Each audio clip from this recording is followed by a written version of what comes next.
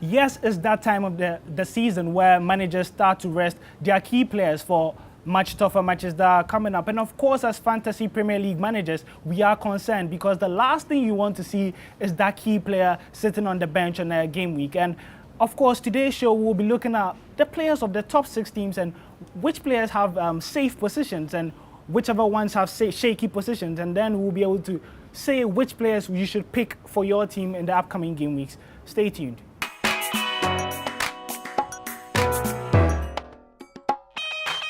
Welcome back, and we are coming from the Torches Bar in the Kaneshi Sports Complex. And I'm not here alone, I'm joined by 2 wonderful fantasy experts. And before I go to them, we know our usual trivia. And I was told that my trivia questions are a little bit too hard. So this week, I'm reducing the difficulty a little. And the question for this week is that, which team do you think has hit the woodwork the most times this season? Yeah, just start cracking your brains. It would be an attacking team. I've given you a clue over there. But yeah, it's a pleasure to be joined by Enam. How you doing? I'm good, Ray. Yeah, a very good week for you in fantasy. It's been okay. Yeah. 68 points. Not bad. 68 points. That's okay for him. And Enoch, how you doing? I'm good. What about you? Game week terrible. Very terrible. Very terrible. How much? 47. 57 or 47? 47. 47. Oh, okay. Not so bad, I'm sure. But I think you were below the average, right? Yeah. The average was 49 actually.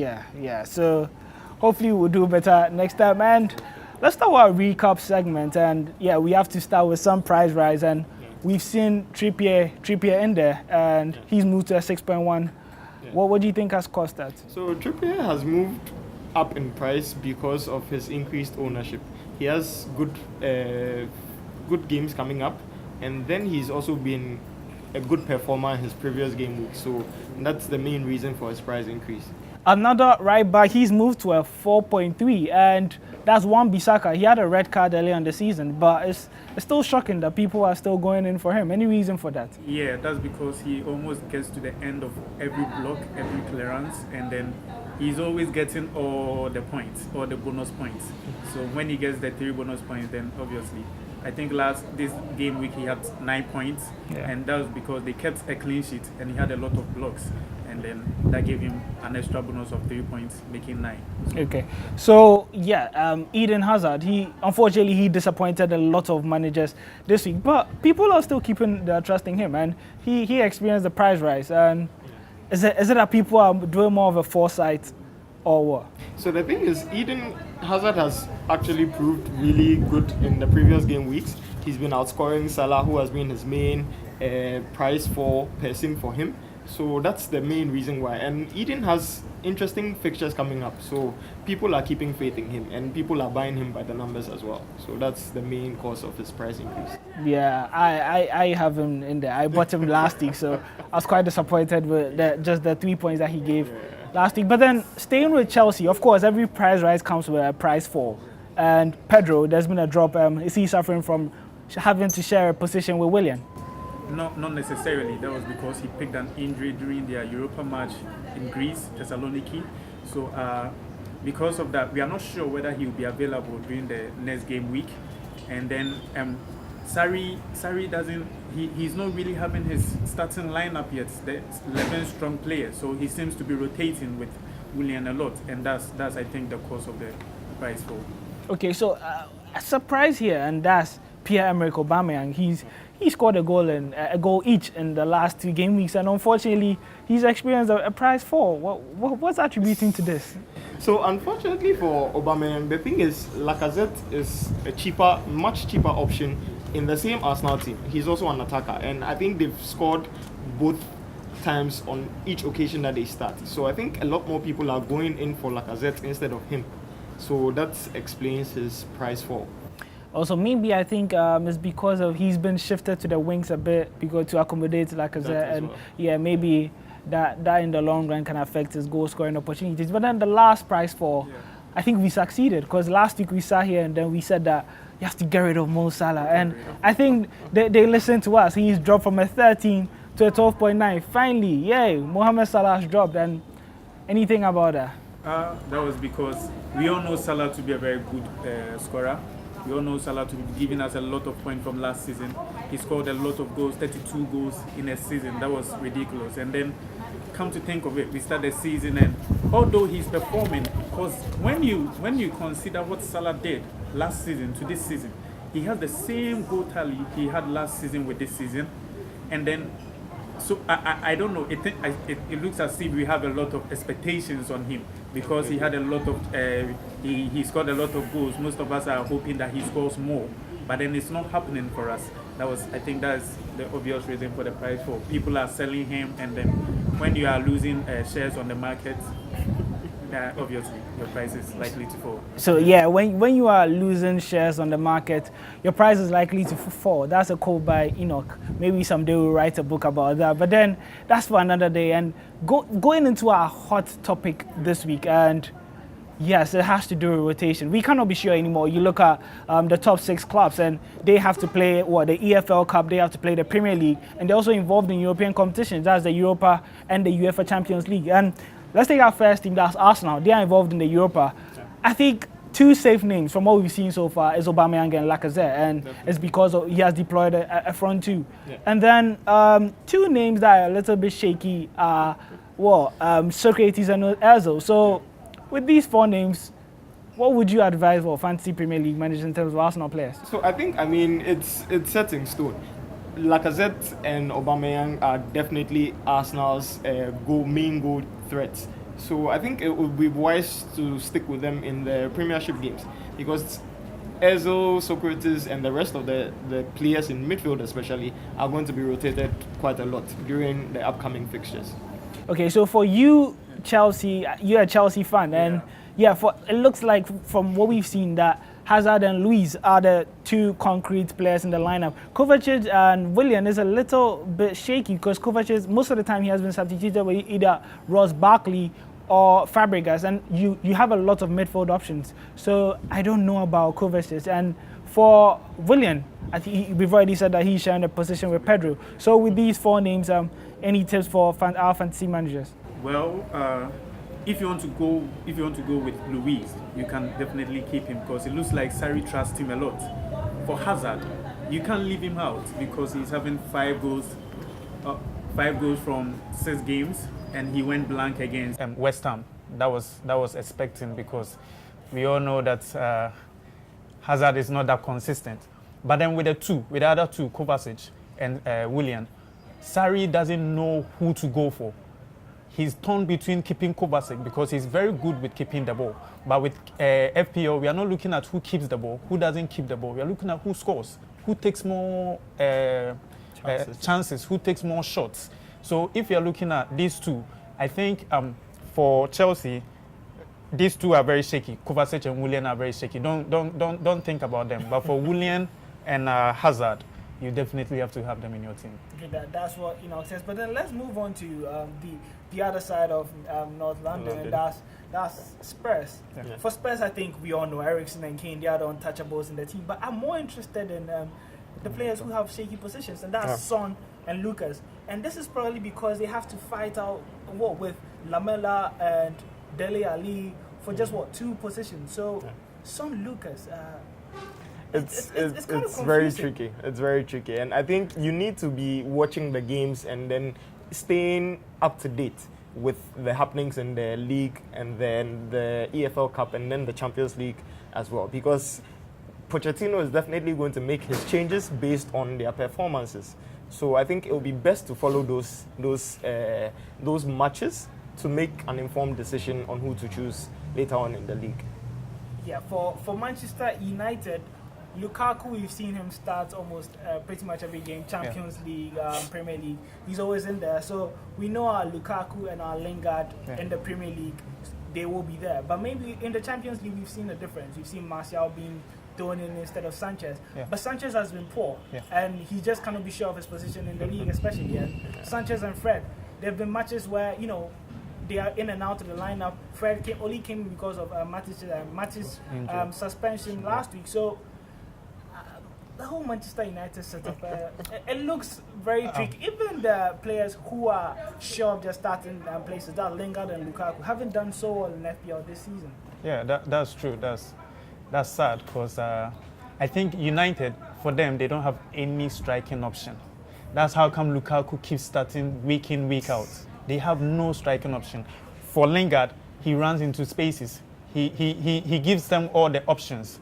When you are playing Lingard, what he does is that he's supposed to run through the empty spaces for you to find him with a pass.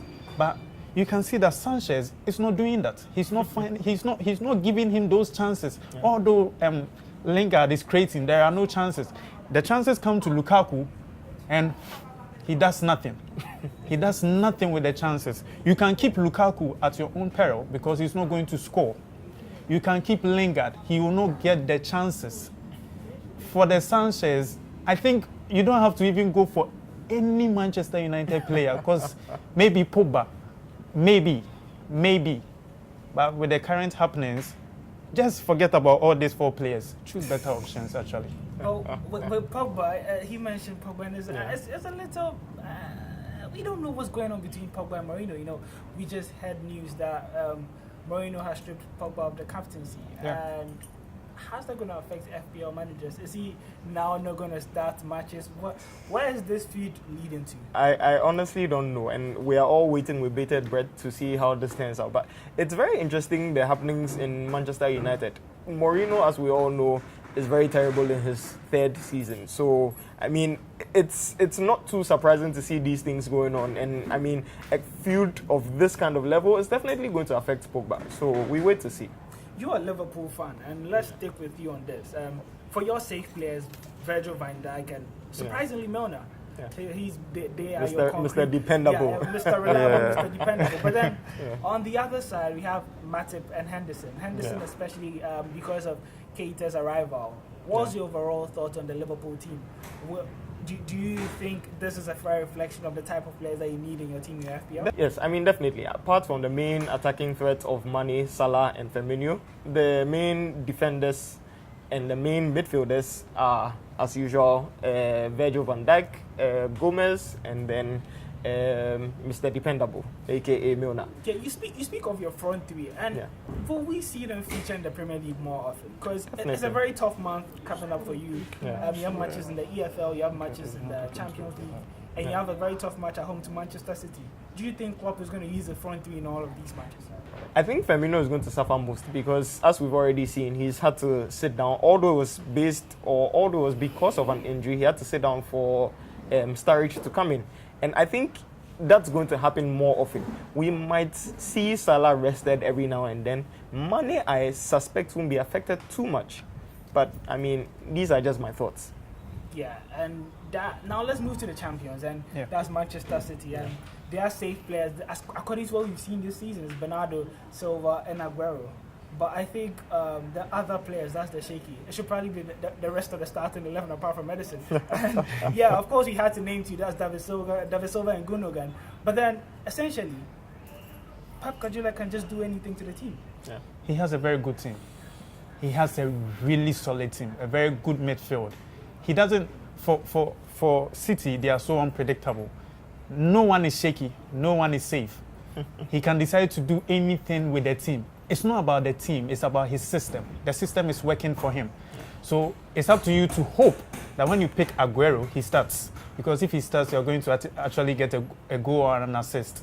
Bernardo, we saw him get a goal and 2 assists last week. David Silva was actually rested because of the happenings with Lyon. He was awful. Very, very awful. And I think it's actually a sign or a warning to the players that if you switch off in a game or if you go off in a game week, then the previous matches you are not going to start.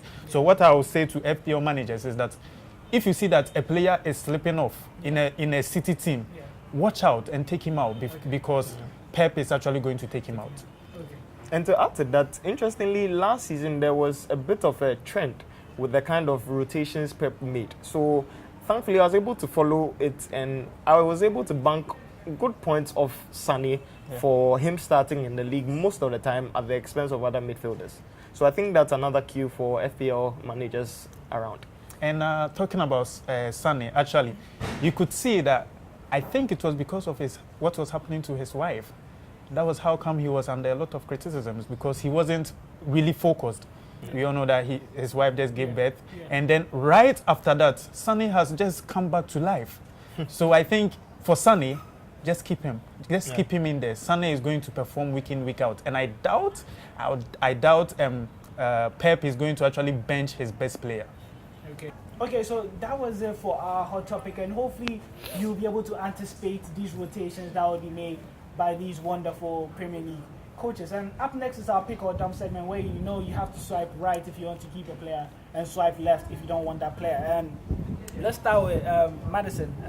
He's the new English boy in town. Would you swipe right or left for him? I'm definitely swiping right for Maddison. He's a very good player. He's shown he's very talented over the previous game weeks. He seems to be picking good form, and he has favorable fixtures coming up. So I think he's a right for me. Yeah, it's a pick for me. I think I'll go with my last week argument because Vardy is in. Yeah.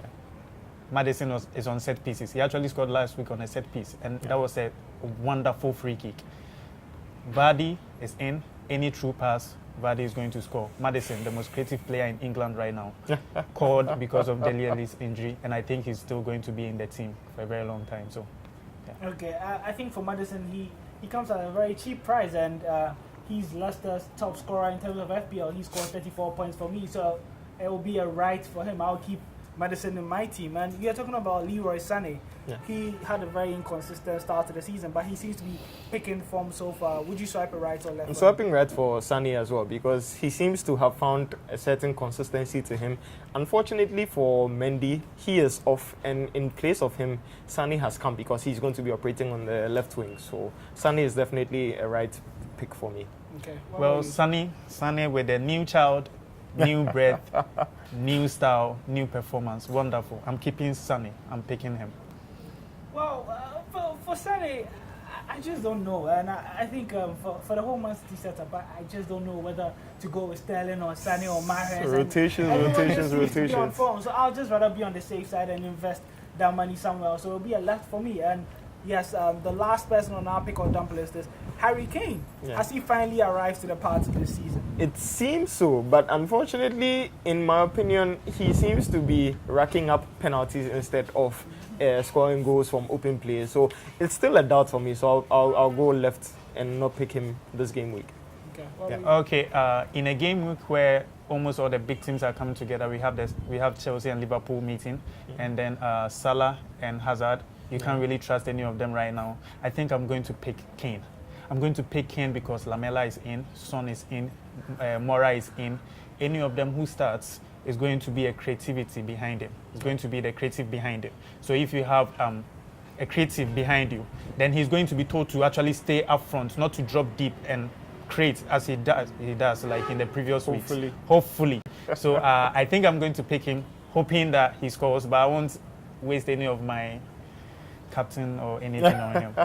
Yeah, I think for Harry Kane, I would swipe a big right because I already have him in my team and I'll always buy him because he's going to be a contender for the Golden Boot. And you know, in the first 5 game weeks, he played 6 shots on target, and just in game week 6, he played 4 shots on target. So there are signs that he is coming back. And let's move to our differential picks for the season for next game week. And we have Ashley Barnes, he's from Burnley. And do you think it's a good differential? I think Ashley Barnes is a decent differential for this game week. He scored 2 goals in their match against Bournemouth over the weekend, and he faces a Cardiff side. Faces a Cardiff side who are bottom, I think last but on 19th on the league table, and I think he's going to get some good returns against him. Yeah, and Eric Lamela, 2 goals in 2 game weeks, and is he starting to pick up some form, and would he be a good differential? He's actually a very good differential. Lamela is a very good player actually, but because of Pochettino's rotation in the team, you can't. Stubbornness, He's too stubborn. He doesn't care if you perform this week or if you don't perform. Yeah. He chooses to do anything he wants, and that's how come Spurs has been inconsistent for a very long time. Yeah. But for me personally, I think Lamela is going to be in the team for the coming game weeks, and then he's a very good differential. You need to pick him. You need to have him.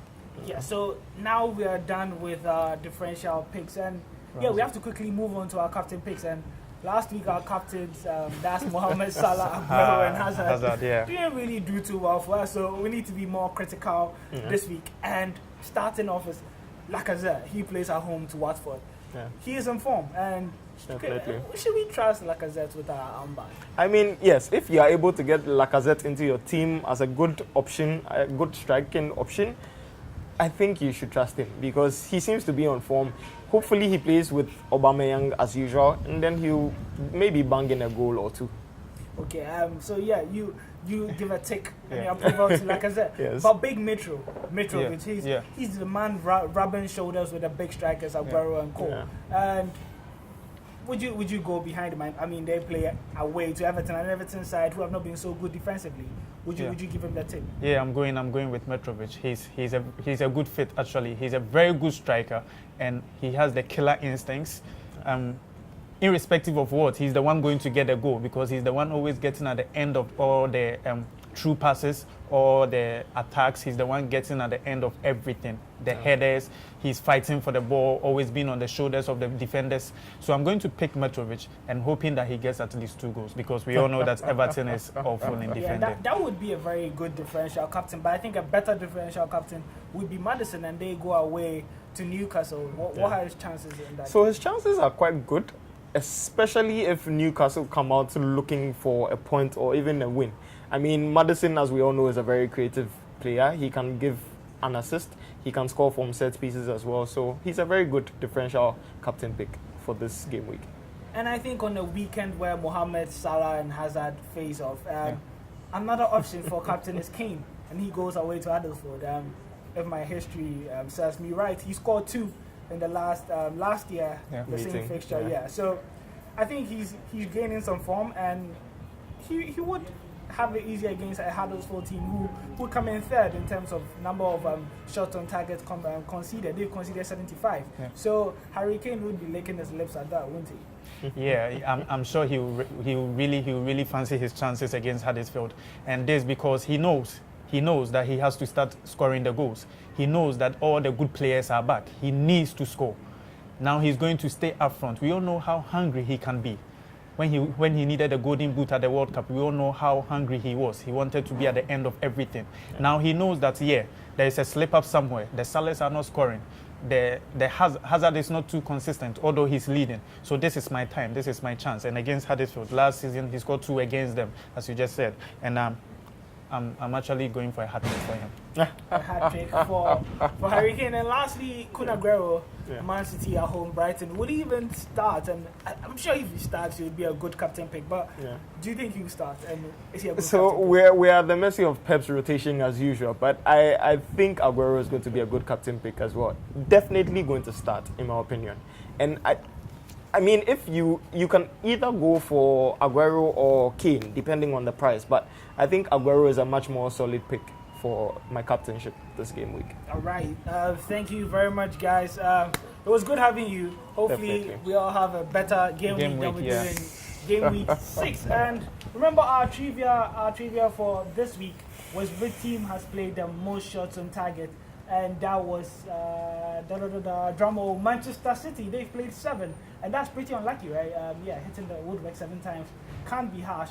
And Sir Norths, he scored a tickler. I remember him from Pesek. He's on top of the Joy Sports Classic League. And finally I know someone on top. Hey, I'm pretty happy. It should have been me there, but I'll be there soon.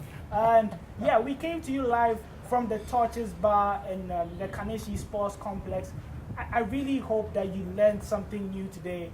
All the best in the upcoming game week. Be good, and remember, Fika Lindo, which basically means stay beautiful.